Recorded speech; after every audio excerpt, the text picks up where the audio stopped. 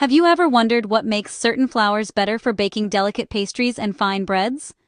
Welcome to Baking Art Theory, where the art and science of baking come together. In this video, we'll explain what patent flour is, why bakers use it, and whether it matters for your baking. If you enjoy learning the science behind baking, don't forget to subscribe.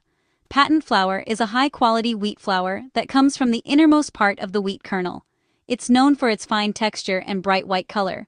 During the milling process, patent flour is extracted from the heart of the endosperm, making it the purest and highest grade of flour. It typically has an extraction rate of about 50 to 60%, meaning only the best part of the grain is used.